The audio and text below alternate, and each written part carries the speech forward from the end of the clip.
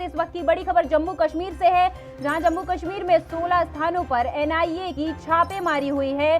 2 मामलों में एनआईए ने छापेमारी की और छापेमारी हुई है श्रीनगर, कुलगाम, बारामूला और अनंतनाग में छापेमारी हुई है। जम्मू कश्मीर में 16 स्थानों पर एनआईए की छापेमारी हुई है। 2 मामलों में एनआईए ने की छापेमारी। ISIS voice of Hind case से जुड़े मामले में छापेमारी की। टीआरएफ से जुड़े मामले में भी एनआईए की छापेमारी हुई है। तो इस वक्त की बड़ी खबर आपकी टीवी स्क्रीन पर, जहां जम्मू कश्मीर में 16 स्थानों पर एनआईए की छापेमारी हुई है। श्रीनगर, कुलगाम, बारामूला, अनंतनाग में ये छापेमारी की गई। 2 मामलों में एनआईए की छापेमारी हुई है। टीआरएफ से जुड़े मामले में भी एनआईए ने की छापेमारी। इस वक्त की बड़ी खबर जम्मू कश्मीर से, लगातार घाटी में आतंकवाद बढ़ता ही जा रहा। जम्मू कश्मीर में 16 स्थानों पर एनआईए ने छापेमारी की। ISIS voice of Hind case से जुड़े मामले में छापेमारी की है। अधिक जानकारी के साथ रविंद्र श्रीवास्तव हमारे साथ जुड़ चुके हैं। रविंद्र, क्या कुछ अपडेट है? जिस तरीके से सुनने में आ रहा है कि जम्मू कश्मीर के 16 स्थानों पर एनआईए ने छापेमारी की। जी बिल्कुल, देखिए ये मामला जुड़ा हुआ है हिंद मैगजीन के साथ जुड़ा हुआ है, जिसको लेकर 16 स्थानों पर एनआईए की रेड जो है वो चल रही है। आज सुबह सुबह ही इनके ठिकानों पर जितने भी इनके घर हैं या दफ्तर है, वहां पर सब जगह एनआईए की रेड जो है वो चल रही है। क्योंकि जिस तरह से कहा जाए, कश्मीर घाटी के अंदर लगातार आतंकवादी गतिविधियां बढ़ रही हैं, तो उसको लेकर जिस तरह से कहा जाए कि गृह मंत्री ने तलब किया था उपराज्यपाल मनोज सिन्हा को, उसके बाद से लगातार यही आशंका की जा रही थी कि कहीं ना कहीं जिस तरह से टारगेट किलिंग सामने आ रही है, लगातार आतंकी चुन चुन कर हत्याएं कर रहे हैं, उसको लेकर सरकार, केंद्र सरकार जो है सख्त कदम उठा सकती है। और वैसा ही हुआ। और अब एनआईए की रेड के साथ साथ टारगेट किलिंग के मामले में 500 से ज्यादा इलाकों जो ज्यादा संदिग्ध जो हैं वो पकड़े गए हैं, उनसे पूछताछ की जा रही है। कश्मीर के अलग अलग इलाके जो हैं, स्थान हैं, वहां पर उन पत्थरबाजों को जो पत्थरबाजी में लिप्त रहे हैं, उनके ठिकानों पर भी तलाशी अभियान जो है वो चलाया जा रहा है, उनको पकड़ा जा रहा है। वहीं जमाते इस्लामी तहरीके हुर्रियत से जुड़े जितने भी कैडर के लोग हैं, वो उन पर भी पैनी नजर जो है वो बनाई हुई है। वहां पर भी जो संदिग्ध पाए गए हैं उनको भी पुलिस की तरफ से पकड़ा गया है और उनसे पूछताछ जो है वो की जा रही है। क्योंकि लगातार आपको बता दूं, पिछले मंगलवार से लेकर पहले मंगलवार को 3 लोगों की हत्या हुई और उसके बाद 2 शिक्षकों की हत्या हुई और उसके बाद से लगातार माहौल गर्माता गया। और क्योंकि सरकार के ऊपर भी सवाल उठ रहे थे कि आप जिस तरह से टारगेट किलिंग की जा रही है, उसको लेकर सरकार जो है कहीं ना कहीं फेलियर नजर आ रही है। 370 का हवाला दिया जा रहा था कि 370 और 35 से हटाने का कोई फायदा नहीं हुआ, इससे उल्टा नुकसान हुआ, आतंकवाद बढ़ा है।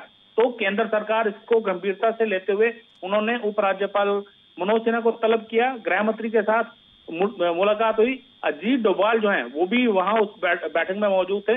और ये सब चीजें दर्शाती हैं कि घाटी के अंदर अमन शांति लाने के लिए केंद्र सरकार कितनी संजीदा है। और यही वजह है कि तुरंत कार्रवाई करते हुए गृह मंत्री ने उपराज्यपाल को बुलाया और उसके बाद सख्त कार्रवाई जो है वो की जा रही है। जी रविंद्र, आप जम्मू कश्मीर में इस समय उपस्थित हैं और जम्मू कश्मीर में किस तरह के हालात आपको देखने को मिल रहे हैं? जिस तरीके से सुनने में आ रहा है कि हिरासत में 570 संदिग्ध लोगों को लिया गया है। जी बिल्कुल, देखिए जैसा मैंने पहले बताया, जमाते इस्लामी और तहरीके हुर्रियत के साथ जितने भी जुड़े हुए कैडर के लोग हैं उनसे पूछताछ की जा रही है। 500 से अधिक युवाओं को हिरासत में लिया गया है जो पत्थरबाजी में शामिल है। OGW जो पुलिस की नजर में OGW है, उनको पकड़ा गया है। और ये मैं बताऊं आपको, गांदरबल से 45, शोपियां से 40, बड़गाम से 30 युवाओं को हिरासत में लिया गया है। वहीं अनंतनाग और बीज बिहाड़ा में भी कई युवक पुलिस ने उठाए हैं, उनसे पूछताछ जो है वो की जा रही है कि आखिरकार जिस प्रकार से लगातार फायरिंग टारगेट किलिंग की जा रही है, क्या वजह क्या है, और उनसे पूछताछ होगी और उसी के बाद एक नतीजा निकाला जाएगा कि उन आतंकियों की धरपकड़ की जाए जिन्होंने ये कायराना हरकतें की हैं। क्योंकि पाकिस्तान में बैठे जो आतंकियों के आका हैं, उन्होंने साफ निर्देश दिए हैं कि घाटी के अंदर अमन शांति जो है वो नहीं लौटनी चाहिए, क्योंकि पाकिस्तान के पेट पर सांप लौट रहा है। अमन शांति वहां पर बहाल की जा रही है, केंद्र सरकार अपनी तरफ से कोशिश कर रही है, लेकिन पाकिस्तान की आईएसआई, पाकिस्तान की सेना और आतंकियों के आका ये नहीं चाहते हैं कि घाटी के अंदर अमन शांति हो। इसी वजह से कभी ड्रोन के जरिए हथियार भेजे जा रहे हैं, कभी मादक पदार्थों की तस्करी की जा रही है और कभी घुसपैठ के जरिए आतंकियों के इस पर भेजने की कोशिश रहती है। लेकिन हमारे सुरक्षा बल पूरी तरह से चौकस है। लेकिन जिस तरह से पिछले कुछ दिनों के अंदर टारगेट किलिंग हुई है, उसको लेकर सरकार की किरकिरी जो है वो हो रही थी। इसी वजह से सरकार ने अब सख्त कदम लिया है। घाटी से 500 युवा जो हैं, उनको संदिग्ध जो हैं उनको पकड़ा है। ताबड़तोड़ छापेमारी की जा रही है ताकि पता लगाया जा सके कि आखिरकार आतंकी कौन है, कौन सी जमात से हैं, क्योंकि लगातार जिस तरह से चुन चुनकर 90 के दशक में हिंदुओं को वहां से पलायन करना पड़ा था, यही हालात फिर से बनाने की कोशिश जो है वो की जा रही है। लेकिन संजीदा सरकार ने फिर कार्रवाई करते हुए 500 जगह पर छापेमारी की है और कुछ संदिग्धों को 500 संदिग्धों को भी पकड़ा है, उनसे पूछताछ जो है वो की जा रही है। जी धन्यवाद रविंद्र इस तमाम जानकारी के लिए, हमारे साथ जुड़ने के लिए। तो जम्मू कश्मीर में 16 स्थानों पर एनआईए की छापेमारी हुई है। श्रीनगर, कुलगाम, बारामूला, अनंतनाग में ये छापेमारी हुई है। 2 मामलों में एनआईए की छापेमारी। अब देखना होगा कि 570 लोग जो हिरासत में लिए गए हैं, उनके साथ पूछताछ के बाद ये खुलकर आएगा कि कहां से ये आतंकवादी हमले हो रहे हैं। क्या इसमें पाकिस्तान की कोई साजिश है?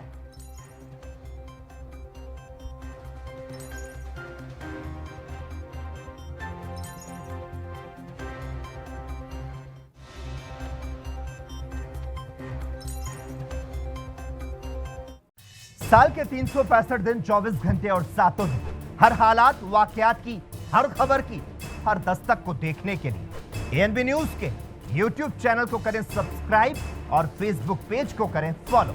उठाइए रिमोट और जुड़िए एएनबी न्यूज के साथ। टाटा स्काई चैनल नंबर 1927 और एयरटेल चैनल नंबर 356 पर अब ANB news Jio TV, mobi app, Airtel xtreme OTT, Instagram, Twitter, Google play और ऐप स्टोर पर भी अवेलेबल है। एएनबी न्यूज, आपकी बुलंद आवाज, आपकी बात।